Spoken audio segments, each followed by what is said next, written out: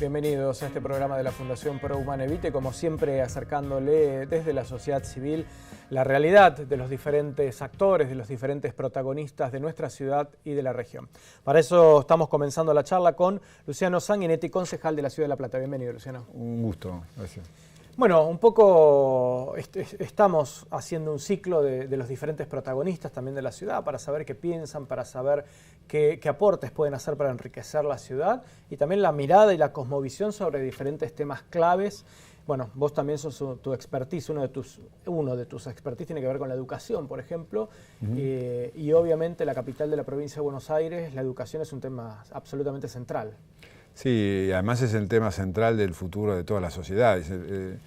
Yo siempre digo, el presente en La Plata hoy puede ser la seguridad, ¿no? Hay cuestiones, obviamente la inflación hoy, la falta de trabajo, pero el futuro de la ciudad es la educación. Lo que invertamos en educación va a tener consecuencias obviamente favorables y me parece que todavía no tenemos en claro cuánto pueden hacer las ciudades por la educación. Tendemos a pensar que eso es una responsabilidad nacional o provincial y no nos damos cuenta de lo mucho que podemos aportar desde el municipio para mejorar la calidad educativa. En el caso de La Plata, ahora la infraestructura de las escuelas está en manos de los municipios, ahora el servicio alimentario también. Es muy importante eso que podamos aportar porque el municipio está cerca de las escuelas. Los ministerios han quedado muy lejos y en ese sentido una mirada cercana, conoce los problemas, puede generar un diálogo directo, pueden encargarse de alguna manera de cosas que están, que sufren hoy las escuelas. Insisto, hoy en muchas escuelas llueve y tenemos que suspender una clase.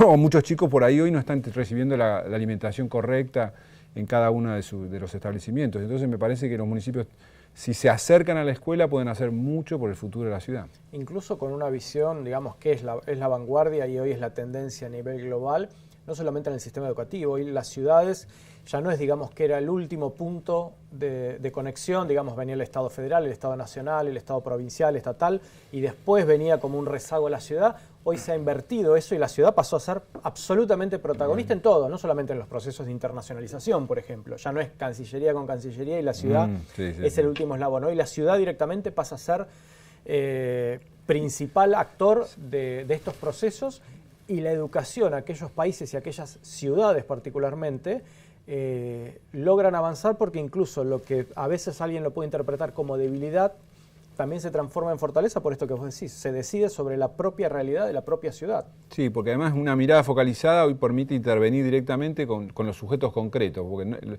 ninguna escuela es igual a otra. Cada escuela es un mundo, es una particularidad y nosotros necesitamos que en cada escuela haya un éxito, es decir, que cada escuela genere ese grano de arena que transforma el conjunto de la sociedad, que da una oportunidad a un joven, a un niño, a una familia de crecer, de avanzar, de desarrollarse. Entonces la atención directa es muy importante. Nosotros tenemos que dejar de pensar en abstracciones. Yo digo siempre, La Plata, ¿qué es? Son una cantidad de localidades. Nosotros tenemos que pensar en Villa Elisa, en Villa Elvira, en Los Hornos, en las escuelas de Villa Elvira, que son distintas a las de Citibel, que tienen demandas distintas, que tienen docentes distintos, que tienen familias distintas. Y respetar incluso el principio de subsidiariedad, ¿no? Que es el principio, digamos, por lo cual si un sector, si un privado, un cuerpo, digamos, funciona bien, no solamente no tengo que obstaculizarlo, sino preguntar e ir a ver en qué puedo ayudar, que no es la misma realidad que quizás el de al lado. Te hago un ejemplo que siempre cito como ejemplo, que hoy conversábamos fuera del micrófono. El mercado de la fruta, de la flor en La Plata es el más importante. Nosotros producimos casi el 70% de las flores que se producen en Argentina y que además la flor es una gran industria mundialmente hablando. Mercoflor, que es nuestro mercado de flores, creció solo, casi sin el Estado. Es un éxito sin el Estado. Mirá lo que hubiera sido o lo que puede ser en el futuro si el Estado le aportara hoy lo que hoy necesita el mercado de flores de La Plata. De hecho, va a cumplir este año ahora, en este mes de octubre, está cumpliendo 20 años de historia y todavía no está habilitado el mercado, ¿no? Tenemos un mercado de flor que no tiene habilitación municipal. Eso creció solo y uno podría decir, bueno, por suerte creció solo, con lo cual tiene fortaleza. Si creció solo es porque es genuino, porque los actores de esa industria, de esa actividad, son fuertes. Es importante ahora que La Plata mire a Mercoflor como el futuro de la ciudad para exportar flores. Bueno, incluso nosotros, esto fue una conversación una vez en París, donde era el ministro Malaroda que estaba en la Embajada Argentina en París, y en esto, ¿no? Las oportunidades, por ejemplo, nosotros tenemos, si bien estamos alejados, digamos, en lo que es el sistema comercial para muchos productos, la ventaja nuestra de nuestra flor, por ejemplo, es que hoy hay dos grandes, obviamente Francia es un gran productor de flores, y Ecuador es otro gran productor de flores. Yo no sabía la verdad ese dato en Latinoamérica, y los dos tenemos contrastación, por ejemplo. Claro. Ahí es donde uno se entera, por ejemplo, que Air France y Lufthansa son los grandes transportadores de flores porque tienen las cámaras, digamos, refrigeradas para transportar.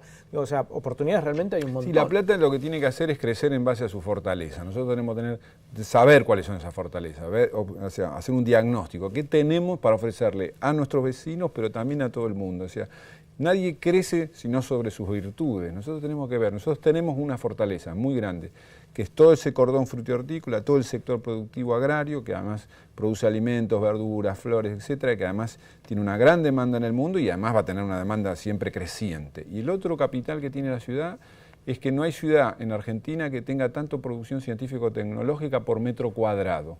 Tenemos 4 universidades, tenemos más de 50 centros de investigación, un porcentaje cercano a una cuarta parte de la población circula a través de esos centros de investigación o universidades. Tenemos cerca de 130.000 estudiantes, es decir, estudiantes universitarios.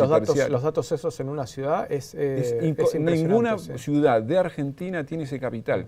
Ahora, hay que ponerlo al servicio del desarrollo y para eso el municipio tiene que tomar esa fortaleza, esas dos fortalezas, para producir o lanzar o convocar, más que lanzar, convocar, porque no es lanzar, es integrar a una gran transformación de la ciudad. La ciudad puede crecer en 20 años si los platenses entendemos cuáles son nuestras fortalezas, construimos un gran consenso sobre esas fortalezas y nos lanzamos a trabajarlas, a explotarlas, a enriquecerlas. Yo creo que el siglo XXI esta segunda mitad de la primera mitad del siglo XXI que estamos atravesando. Nosotros vamos en el 2019 tenemos elecciones, ya estamos entrando en la tercera década del siglo XXI. La Plata está en las mejores condiciones para dar ese salto. Ahora, no tenemos que discutir estupideces o cosas del pasado. Creo que tenemos que apostar y tener quizás hasta ambición para hacer ese salto cualitativo. Insisto con esta idea de la inversión en educación, la inversión en el desarrollo, la inversión en tecnología, pero no ir a buscarla afuera, la tenemos acá, ¿no? Entonces, ahí es donde me parece que la política tiene que dar un gran salto, estar a la altura de las circunstancias. Y todos los actores sociales, ¿no? Nosotros decimos mismo de la sociedad civil, hace 2 semanas hicimos un gran encuentro de sociedad civil en el Senado con el tema de incidencia de la sociedad civil sobre el sector, sobre las políticas públicas, articulación público-privada, marco legal y fiscal, ¿no? Y esto que vos decís tiene que ver también en la sociedad civil, o sea, bueno, ¿cuáles son los actores que pueden aportar riqueza, que pueden aportar ideas, que pueden aportar gestión? Ahí es menester, digamos, de permitirles crecer en ese sentido. Sí, además yo digo, lo que no tiene que hacer es crecer la política tiene que en realidad crecer en representación, no crecer en aparato del Estado, sino crecer en representación porque tiene un buen diálogo con la sociedad civil. Y ahí es donde la política crece, ¿no? No crecemos creando superestructuras estatales, vamos a crecer creando riqueza, y esa riqueza es en el diálogo y digo con la sociedad civil. Hoy hablaba también fuera de cámara respecto de esta idea de cómo podemos mejorar el servicio alimentario en la ciudad si pudiéramos asociar a los productores locales, ¿no? De alimentos, para que sean esos alimentos los que lleguen a nuestras escuelas y que además esa ida y vuelta genere que además tengamos más emprendedores que generen productos orgánicos, cuando hoy es muy importante que entendamos también la comida, el servicio alimentario como una comensabilidad. La idea es que aprendamos a alimentarnos para cuidar nuestra salud.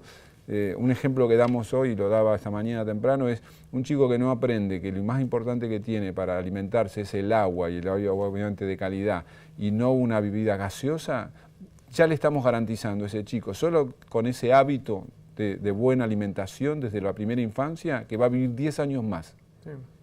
Y si eso no se aprende en la escuela, ¿dónde se aprende? ¿Sí? Y a nosotros ya los adultos nos cuesta horrores abandonar nuestros malos hábitos. Nos mentimos con la light y eso, pero no funciona.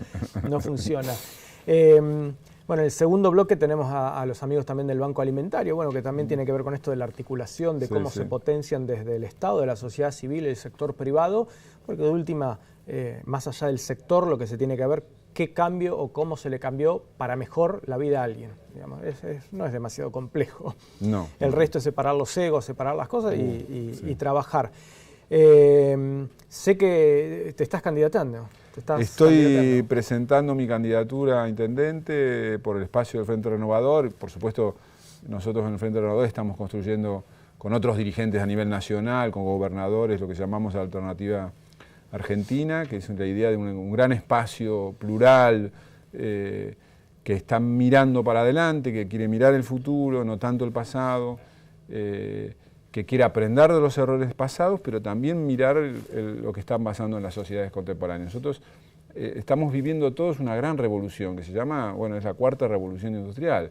La robótica, la inteligencia, la Internet de las cosas, la inteligencia artificial. Hay cambios estructurales que se están produciendo, que si la Argentina no los piensa hoy, no empieza a tomar conciencia de esos cambios, es muy difícil que las políticas públicas tengan resultados efectivos en el mediano plazo. Yo creo que es, para ir cerrando, la verdad, te felicito como felicito a todos los que a veces dicen, pero tantos candidatos. Yo le digo, es fantástico. En primer lugar, porque en una época no teníamos candidato ninguno, digamos. En primer lugar no se podía votar, no se podía participar, no se podía. Es el primer cambio. Y el segundo, yo creo que hay que todos los que tengan ideas, que todos los que tengan para participar, que eligieron la vida política, ciertamente, con la decencia en el frente, digamos, no solamente apunta, valoriza la democracia, sino también enriquece la vida y además yo social. creo que es importante que los candidatos, y en este caso lo hago convencido, que tenemos que contarle a la sociedad lo que queremos, la visión que tenemos, las propuestas que tenemos, y además establecer un diálogo con toda la sociedad en el proceso de la candidatura para ir enriqueciendo y también para escuchar las demandas reales de la comunidad y poder interactuar con ellos. Yo creo que la democracia de hoy es una democracia del día a día, una democracia de comunicación constante, y en ese sentido, por eso las candidaturas no tienen que armarse a puertas cerradas. Y el candidato, como nosotros de la sociedad civil, por lo menos siempre decimos, es antes, durante y después, digamos. Exacto, sí. Luciano, te agradezco mucho. No, un gusto, gracias por invitarme, Rafael.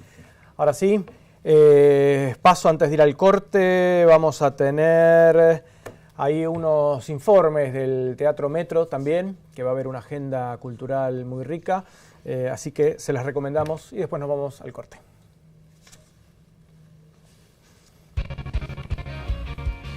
Espectacular.